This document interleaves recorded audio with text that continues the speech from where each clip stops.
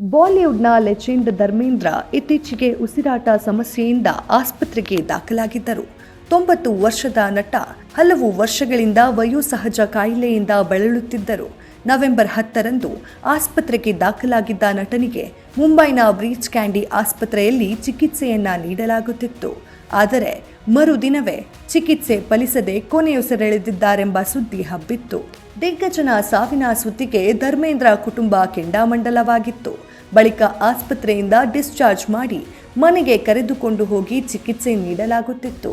ಆದರೆ ಮನೆಯಲ್ಲೇ ನೀಡುತ್ತಿದ್ದ ಚಿಕಿತ್ಸೆ ಫಲಿಸದೆ ಇಂದು ನಮ್ಮನ್ನೆಲ್ಲರನ್ನ ಬಿಟ್ಟು ಅಗಲಿದ್ದಾರೆ.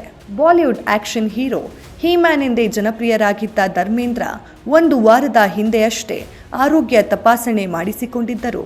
ಇದಾದ 1 ವಾರ ಬಳಿಕ ಧರ್ಮೇಂದ್ರ ಅವರ ಆರೋಗ್ಯದಲ್ಲಿ ತೀವ್ರವಾಗಿ ಹದಗೆಟ್ಟಿತ್ತು. ಕೂಡಲೇ ಅವರನ್ನು ಆಸ್ಪತ್ರೆಗೆ ದಾಖಲು ಮಾಡಲಾಗಿತ್ತು. ಆರಂಭದಲ್ಲಿ ವೆಂಟಿಲೇಟರ್ ಮೂಲಕ ಉಸಿರಾಟಕ್ಕೆ ವ್ಯವಸ್ಥೆ ಮಾಡಲಾಗಿತ್ತು. ಆದರೆ ಮತ್ತಷ್ಟು ಆರೋಗ್ಯ ಕ್ಷೀಣಿಸಿದ್ದರಿಂದ ತೀವ್ರ ನಿಗಾ ಘಟಕದಲ್ಲಿ ಚಿಕಿತ್ಸೆ ನೀಡಲಾಗುತ್ತಿತ್ತು. ಭಾರತೀಯ ಚಿತ್ರರಂಗಕ್ಕೆ ಇವರು ನೀಡಿದ ಕೊಡುಗೆ ಬಹಳ ದೊಡ್ಡದು. 1960ರಲ್ಲಿ ಚಿತ್ರರಂಗಕ್ಕೆ ಪ್ರವೇಶ ಮಾಡಿದ ನಟ ಹಲವು ಸೂಪರ್ ಹಿಟ್ ಸಿನಿಮಾಗಳನ್ನು ಕೊಟ್ಟಿದ್ದಾರೆ. ಅದರಲ್ಲೂ ಬಾಲಿವುಡ್ನಲ್ಲಿ ಹೆಚ್ಚು ತೊಡಗಿಸಿಕೊಂಡಿದ್ದು ನಟನಾಗಿ ಅಷ್ಟೇ ಅಲ್ಲದೆ ನಿರ್ಮಾಪಕನಾಗಿಯೂ ಸಕ್ರಿಯರಾಗಿದ್ದಾರೆ. ಪಂಜಾಬ್ನ ಲೂಧಿಯಾನಾ ಜಿಲ್ಲೆಯ ನಸ್ರಲಿ ಗ್ರಾಮದಲ್ಲಿ ಡಿಸೆಂಬರ್ 8, 1935ರಲ್ಲಿ ಜನಿಸಿದರು. ಇವರ ತಂದೆ ಹೆಡ್ ಮಾಸ್ಟರ್ ಆಗಿದ್ದರು. ಚಿಕ್ಕ ವಯಸ್ಸಿನಿಂದಲೇ ಸಿನಿಮಾ ಕಡೆಗೆ ಧರ್ಮೇಂದ್ರ ಒಲವು ಬೆಳೆಸಿಕೊಂಡಿದ್ದರು. ಬಾಲಿವುಡ್ನಲ್ಲಿ ನಾಯಕನಾಗಿ ನಟಿಸಬೇಕು ಎಂಬ ಆಸೆ ಕನಸು ಕಂಡಿದ್ದ ಇವರು ಆ ಕನಸನ್ನ ನನಸು ಮಾಡಿಕೊಂಡು ಕೆಲವು ಮಂದಿಯಲ್ಲಿ ಇವರು ಕೂಡ ಒಬ್ಬರಾಗಿ ಬಿಟ್ಟರು. ಧರ್ಮೇಂದ್ರ ಚಿತ್ರರಂಗಕ್ಕೆ ಕಾಲಿಡುವುದಕ್ಕೂ ಮುನ್ನವೇ ಪ್ರಕಾಶ್ ಕೌರ್ ಅವರೊಂದಿಗೆ ವಿವಾಹವಾಗಿದ್ದರು. ಮೊದಲ ಮದುವೆ ಆದಾಗ ಇವರಿಗೆ ಕೇವಲ 19 ವರ್ಷ ವಯಸ್ಸಾಗಿತ್ತು.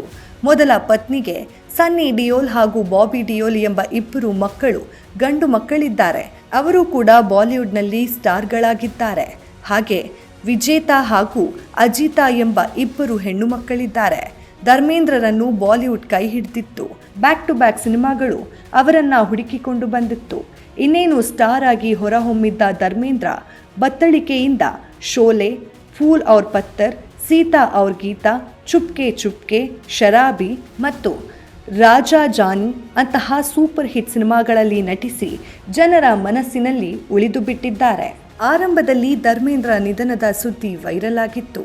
ಈ ಸುದ್ದಿ ಹಬ್ಬುತ್ತಿದ್ದಂತೆ 2ನೇ ಪತ್ನಿ ಹೇಮಾ ಮಾಲಿನಿ ಹಾಗೂ ಮಗಳು ಇಶಾ ಡಿಯೋಲ್ ಆಕ್ರೋಶ ಹೊರಹಾಕಿದ್ದರು. ಧರ್ಮೇಂದ್ರ ಬದುಕಿದ್ದು ಅವರ ಆರೋಗ್ಯ ಸ್ಥಿರವಾಗಿದೆ. ಅನಾರೋಗ್ಯದಿಂದ ಅವರು ಚೇತರಿಸಿಕೊಳ್ಳುತ್ತಿದ್ದಾರೆಂದು ಸೋಷಿಯಲ್ ಮೀಡಿಯಾ ಮೂಲಕ ಮಾಹಿತಿ ಹಂಚಿಕೊಂಡಿದ್ದರು.